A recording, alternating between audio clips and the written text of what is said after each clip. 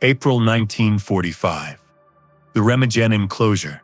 The truck stopped at the edge of a vast, muddy field, surrounded by miles of barbed wire. Greta helped her younger sister, Lotte, down from the tailgate. Lotte was burning with fever, shivering in her thin auxiliary uniform. Greta looked around, searching for the barracks, the tents, even a simple shed.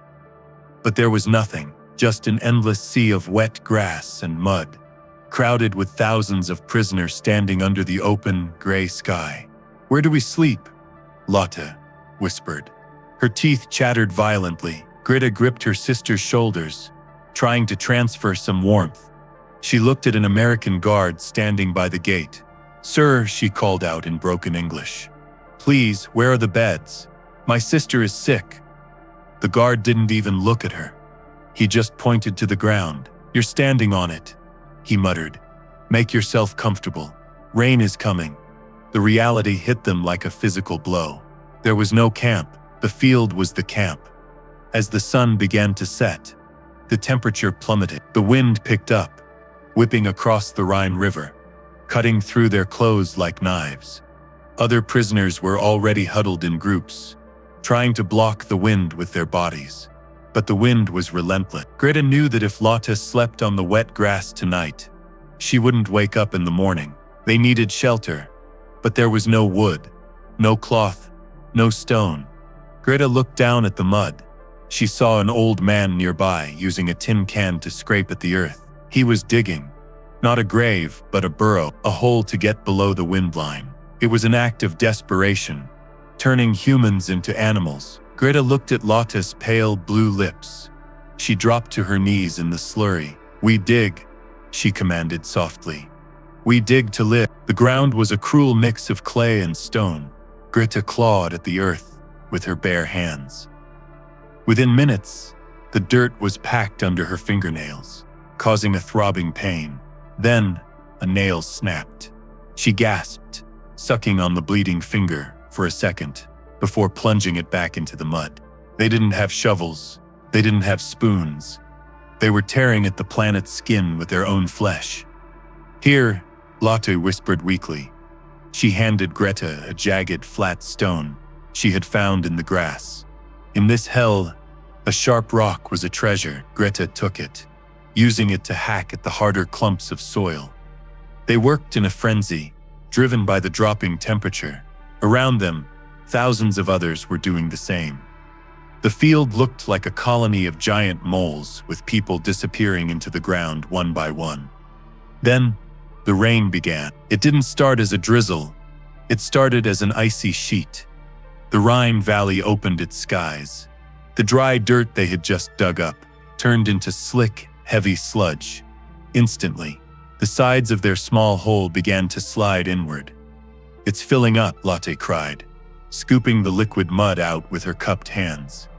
It was a race against nature. If they didn't dig deep enough before the mud flow took over, they would be sleeping in a puddle. Lotte's strength finally gave out.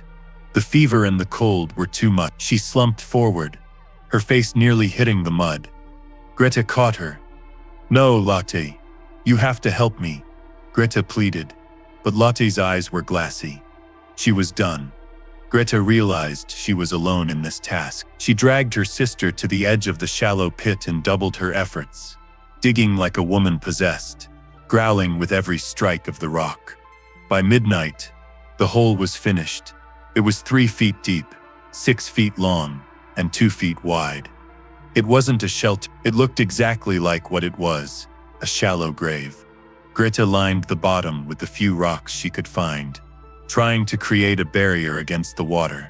She pulled Lotte down into the earth. They lay side by side, squeezed tight, the earthen walls rising above their heads, shielding them from the biting wind. "Are we dead?"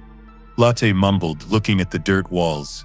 "Not yet," Greta replied, pulling their single soaked coat over their heads like a shroud. Under the earth, the wind's scream was muffled. It was damp. It smelled of worms and decay, but it was slightly warmer than the air above. They were buried alive, waiting for the sun to resurrect them. Dawn broke like a gray bruise over the Rhine. Greta woke up gasping. The sensation was terrifying. She wasn't just cold, she was wet. During the night, the rain had continued. The water level in their hole had risen 6 inches. They were lying in a freezing slurry of mud and rainwater. Her legs were numb, unresponsive. She looked at Lotte. Her sister's face was half submerged in the brown water, her skin the color of marble. "Lotte, wake up!" Greta shook her violently. Lotte didn't groan. She didn't shiver. She was dangerously still. Hypothermia had set in deep. Panic surged through Greta. In this camp, those who couldn't stand were taken to the lazaret, the hospital tent. But rumors said the hospital had no medicine, only piles of bodies waiting to die. If Lotte went there, Greta would never see her again. "Open your eye," Greta shouted, slapping her sister's icy cheeks. "Rouse! Everybody out! Roll call!" The shouts of the American guards echoed across the field, accompanied by the banging of batons on empty fuel drums. The ground began to stir. All around them, thousands of muddy figures emerged from their holes like the undead rising from graves. It was a surreal, horrific sight. "Move it! 5 minutes! Line up!" The guards were walking through the field, kicking at the mounds of dirt where people slept. Greta struggled to pull Lotte up. The mud acted like a suction cup, refusing to let them go. Greta dug her boots into the slippery walls of the pit, heaving with all her strength. She dragged Lotte's dead weight over the edge, collapsing onto the wet grass. Lotte coughed, a weak, rattling sound. She was alive, but barely. "Stand up," Greta hissed into her ear. "If you don't stand, they take you." A jeep was approaching. Greta saw the officers scanning the lines, pointing out the weak to be processed. She grabbed Lotte under the armpits and hauled her to her feet. Lotte's legs buckled. Greta wrapped her arm around Lotte's waist, pinching her side hard. Pain was the only stimulant left. "Walk," Greta commanded. She dragged her sister into the formation, propping her up against her own shoulder. The sergeant stopped right in front of them. He looked at the 2 women covered in mud from head to toe. He looked at Lotte, who was swaying, eyes half closed. "Is she sick?" the sergeant asked, his hand resting on his pistol belt. Greta's heart hammered. She pinched Lotte again, hidden by the coat. Lotte gasped, her eyes flying open. "No, sir," Greta lied, staring straight into his eyes. "Just tired. We dug all night." The sergeant paused, sniffed the air, then moved on. "Keep the line straight." The sun came out at noon. It wasn't a blessing, it was a curse. The intense heat baked the layers of mud covering their bodies. The slime turned into a hard gray shell. Every movement caused the dried mud to crack and pull at their skin and hair. Greta felt like she was trapped in a statue of earth, but the heat brought a worse enemy: thirst. The field steamed, smelling of sickness and drying sewage. Prisoners began crawling to the puddles. Desperation overrode reason. Men and women lapped at the brown, stagnant water left in the holes. Lotte reached out, her lips cracked and bleeding. "Water," she croaked, leaning towards a muddy rut. Greta slapped her hand away violently. "No," she hissed. "That is poison. That is dysentery. If you drink that, you die tonight." Lotte cried, but Greta pulled her back. She knew she had to find clean water, or the fever would burn Lotte alive. Greta checked the hem of her skirt. She felt the small, hard lump she had sewn there months ago. She ripped the stitching with her teeth. Out fell a silver wedding band. It wasn't hers. She was unmarried. It was her mother's ring, the only thing she had left of her family, of her home in Dresden before the firestorm. She looked at the silver shining in the mud. It was memories. It was history. Now it was currency. She crawled to the perimeter wire. She waited until the patrol passed, leaving a young American guard alone. He was smoking, looking bored. Greta didn't stand up. She stayed low. "Hey," she whispered. "Hey, GI." The guard turned, hand on his rifle. Greta held up the ring through the barbed wire. "Silver," she said. "Real silver for water and medicine." The guard looked at the ring, then at the skeletal woman in the mud. The trade was made in silence. The guard looked around to ensure no officers were watching. He reached through the wire and snatched the ring. He tested it with his teeth, then nodded. He unclipped his canteen and tossed it over the fence.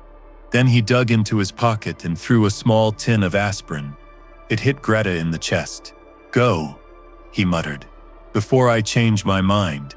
Greta grabbed the treasures and scrambled back like a crab, clutching the canteen to her chest. "Drink," Greta whispered, lifting Lotte's head. She crushed 2 aspirin tablets into the water cap and poured the mixture into Lotte's mouth. Lotte coughed, then drank greedily. The water was warm and tasted of metal, but it was clean. Greta watched her sister swallow. She had sold her mother's memory, but she had bought her sister another day of life. In the mud, that was a bargain. Night returned, bringing the cold back with a vengeance. Greta and Lotte huddled back into their earthen burrow. The aspirin had worked. Lotte's fever had broken, but she was weak. As they lay in the dark, Greta listened to the sounds of the field coughing, moaning, prayers. But from the hole directly next to them, only 2 feet away, there was silence. The older woman who had been digging there yesterday had been coughing violently for hours. Now she was perfectly still.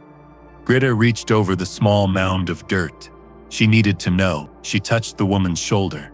It was hard and cold, like the mud itself. The woman had died quietly in her sleep, curled up just like them. Greta pulled her hand back as if burned. She didn't scream. In this place, death wasn't a surprise. It was a neighbor. "Is she asleep?" Lotte whispered. "Yes," Greta lied. "She is sleeping very deeply. Do not wake her." They slept next to the corpse all night. Greta lay awake, staring at the stars.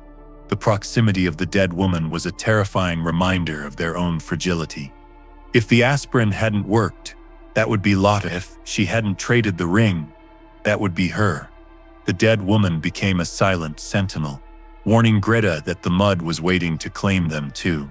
She held Lotte tighter, her grip bruising her sister's arm. Morning brought a different sound. It wasn't the usual shouting of guards. It was the rumble of heavy engines. Dozens of them. Greta sat up, mud cracking on her face. Through the mist, she saw a convoy of canvas-covered trucks entering the main gate. A ripple of energy went through the field. "Transport," someone shouted. "They are moving us." Hope, dangerous and sharp, spiked in Greta's chest. Anywhere was better than this mud grave. "Get up, Lotte," Greta commanded. Lotte was weak but conscious. "We have to be at the front. If we miss these trucks, we spend another night next to her." She gestured vaguely at the dead woman. They scrambled out of their hole, abandoning the shelter they had dug with their bleeding hands. They didn't look back at the silent neighbor. They joined the stream of thousands of muddy, ragged women, moving towards the road. It was a desperate exodus, but the selection was brutal. The Americans were only taking the healthy. They needed workers for a labor camp in France. They were pushing the sick and the weak back into the mud. Greta saw a guard shoving a coughing woman away from the truck. She stopped. She looked at Lotte, who was pale and trembling. If they saw Lotte was sick, they would separate them. Greta grabbed a handful of wet red clay from the ground. "Hold still," she hit. "Rub this on your cheeks," Greta whispered urgently. She smeared the wet red clay onto Lotte's pale skin. It wasn't dirt anymore. It was rouge. It was life. She rubbed it vigorously until the friction and the clay made Lotte look flushed, as if she had a healthy circulation. "Bite your lips," Greta commanded. "Bite them until they hurt, until they are red." Lotte obeyed, wincing as she bit down on her cracked lips, until a drop of fresh blood appeared. She no longer looked like a dying ghost. She looked like a survivor. They reached the checkpoint. An American doctor stood by the tailgate of the truck, scanning each woman. He pointed left for truck. Right for stay. The line moved fast. Left. Left. Right. You stay. A woman was pushed away, crying. It was Greta's turn. She stood tall, masking her exhaustion. She gripped Lotte's arm so tight her knuckles were white, forcing her sister to stand straight. Name? The doctor asked, barely looking up. Greta and Lotte Weber, she answered clearly. The doctor looked at them. He saw the mud-caked uniforms. He saw the flush on Lotte's cheeks. He paused. His eyes lingered on Lotte. Greta held her breath, her heart screaming in her chest. The doctor reached out and touched Lotte's forehead. It was cool. The aspirin had done its job. He didn't notice the clay. Or maybe he did, and he chose mercy. Truck, he muttered, waving them forward. They scrambled into the back of the truck. Greta didn't let go of Lotte until they were seated deep in the corner, hidden behind other women. The engine roared to life as the truck lurched forward, pulling away from the muddy hell of the Rhine Meadows. Greta looked out the back. She saw the field of holes receding into the mist. Thousands of open graves, and the silent dead woman left behind in the pit next to theirs. They had escaped the earth that tried to swallow them. Lotte survived. She lived to be 84 years old. She married, had children, and became a grandmother. But she never wore a ring. She kept a small jar of red clay on her dresser. When her grandchildren asked about it, she would smile sadly and say, "This is my makeup. My sister bought it for me with a silver ring, and it cost her everything." In the mud, we found out who we truly were. Greta and Lotte's story is a testament that even when the world offers you nothing but a hole in the ground, love can build a ladder out of it. If this story of survival moved you, please subscribe. Share this video to honor the sisters who refused to be buried. Thank you for watching.